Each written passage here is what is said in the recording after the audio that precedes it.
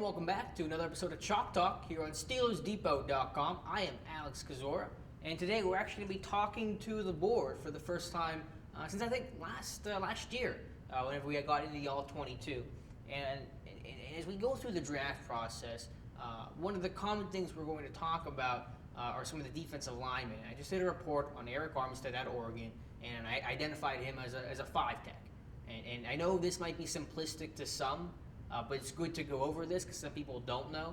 And I think because we're at that time of year where you're going to hear those terms a lot, the technique that a defensive lineman played, I think it's a good time to go over what exactly we mean when we talk about a guy that's a one-tech or a three or a five. So that's what we're going to be doing today. On the board a little bit, and then just some pictures from the Steelers games last year to help kind of show that in another way.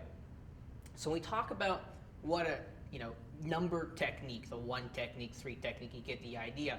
What that means where he's lining up in relation to where the offensive linemen are at. So when we talk about what a zero technique is, a zero technique is going to line up directly head over center, helmet right over the center's helmet as well.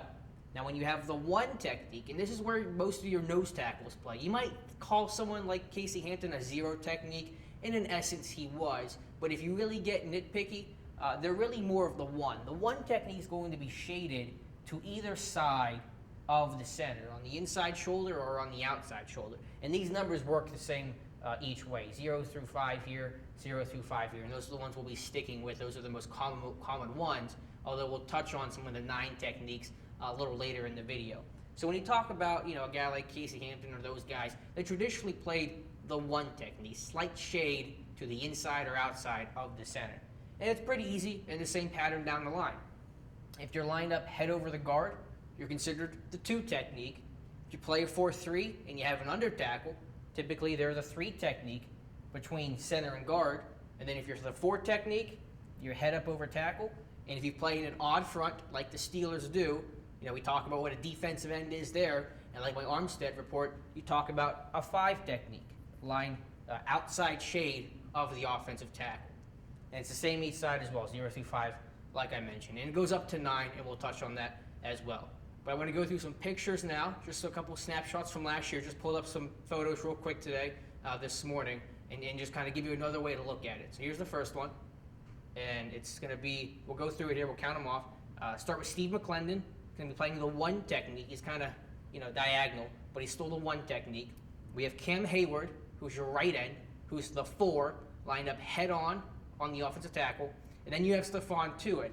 And you can call him the 2 technique, but just for a minor clarification, typically because he's got that slight inside shade, we typically call him the 2-eye. 2-eye meaning, of course, inside shade, so the 2-eye for him. In our next picture, we have against Kansas City, McClendon still has the 1 tech. You have Stephon Tuitt kind of playing that traditional 3 tech. And here you have Cam Hayward playing your true 5 tech to the open side of the field, lying outside shoulder of the offensive tackle. And you see this less and less as the years have gone by. You see these guys, these defensive ends that traditionally played the 5, playing inside a lot more and really playing more 3 technique. So, you can call them a 5, and they still are, but you're seeing more and more of a trend of those guys really playing inside as a 3 more often. One other just quick minor point, don't want to get into it too much, but check out Sean Spence here. You can call linebackers a technique as well, and they come in multiples of 10. So you look where if he was on the line of scrimmage, what would you call Sean Spence? He'd be the 1 technique, shaded, to the center. He's off the ball, so you do it multiples of 10, so he's considered the 10 technique. If he was between guard and tackle as that 3 technique, you call him the 30 technique, just as a clarification to kind of how some of those guys get identified as well. And then we'll go through the third one here. It's kind of more traditional for the nose tackle, Daniel McCullers, playing the 1 technique. You have Cam Thomas, barely the 3, just outside shoulder. And then you have Stephon Tuitt playing your traditional 3 technique. And then finally, we're going to switch it up from Pittsburgh this time. We're going to go to Buffalo because you hear about the Y9 and Jim Schwartz, what he did in Detroit, did with Buffalo.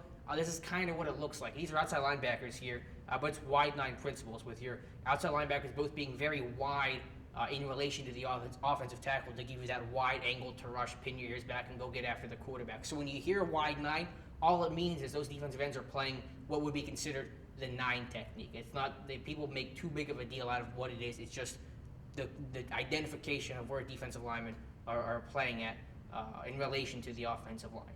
So that's what I wanted to go through today. Just a quick, basic example, because you're going to hear these terms a lot until April's draft about who's the 1, who's the 3, and who's the 5, and who can play multiple ones. A guy like Preston Smith, I think, could play all 3.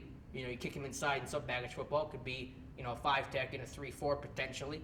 Maybe he plays a 4-3 end and is playing outside tackle or outside of the tackle. So you're going to hear those terms a lot. Wanted to go over today, just clear up maybe any confusion that there might be, because it can get confusing at times. So I thought it was a good opportunity to go back to the board today and talk about something that you're going to hear about a lot again until April's draft. So thank you guys for watching, and check out all of our great content right here on SteelersDepot.com.